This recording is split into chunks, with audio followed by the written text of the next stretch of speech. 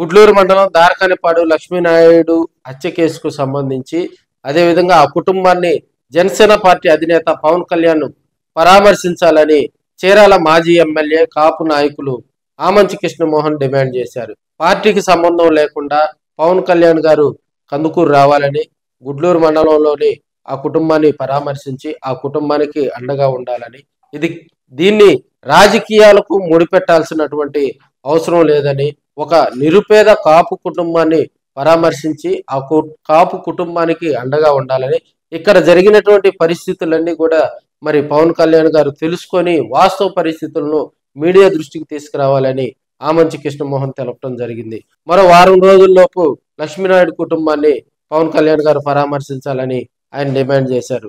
ఎందుకంటే పవన్ కళ్యాణ్ పై తనకు గౌరవం ఉందని, లక్ష్మీనాయుడు కుటుంబానికి పవన్ కళ్యాణ్ గారు అండగా ఉండాలని, ఇక్కడ జరిగినటువంటి వాస్తవ పరిస్థితులను ఇక్కడ కొంతమంది రాజకీయం చేయాలని చూస్తున్నారని ఆయన తెలపడం జరిగింది.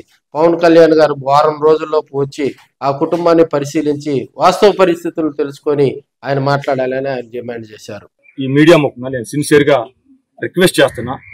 బహుశా ఈ అమ్మాయికి ఆయన కూతురు లాంటి కూతురు ఉంది. మీరు ఆ అమ్మాయితోటి పవన్ కళ్యాణ్ రాజకీయంగా విమర్శించడం లేకపోతే రకరకాల వ్యక్తిగతంగా మాట్లాడచ్చుగా నేను మాట్లాడినా. అలాంటి అభిప్రాయం కూడా నాకు పవన్ కళ్యాణ్ మీద లేదు. నేను మనస్ఫూర్తిగా చెప్తున్నా, ఆ అమ్మాయితోటి పవన్ కళ్యాణ్ గారు వచ్చి వాళ్ళ కుటుంబ సభ్యులను పెట్టుకొని ఒకసారి మాట్లాడాలని చెప్పి నా రిక్వెస్ట్ అనుకోండి, డిమాండ్ అనుకోండి. ఆ తర్వాత పవన్ కళ్యాణ్ గారి హృదయానికి ఏమనిపిస్తే అది చేయమని. ఇందులో రాజకీయం ఈ రెండు విషయాలు చెప్పడం కోసం వచ్చాను. నేను ఇందులో చంద్రబాబు నాయుడు విమర్శించడానికో, కమ్మకులాన్ని విమర్శించడానికో, తెలుగుదేశం ప్రభుత్వాన్ని దానికి రాలా.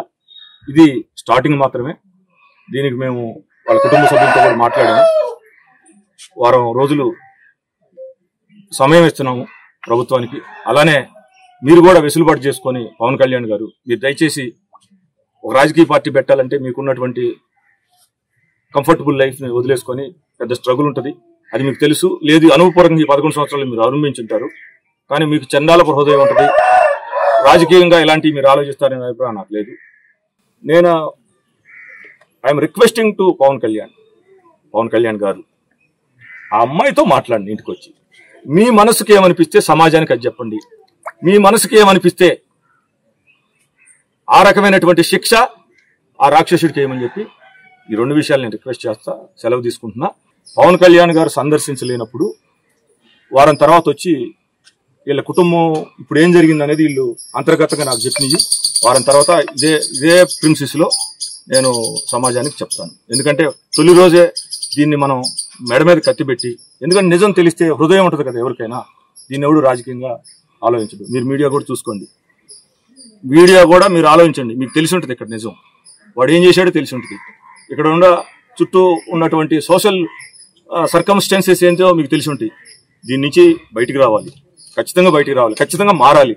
మారేదాకా మేము మా ప్రాణమైనా ఫైట్ చేస్తాం.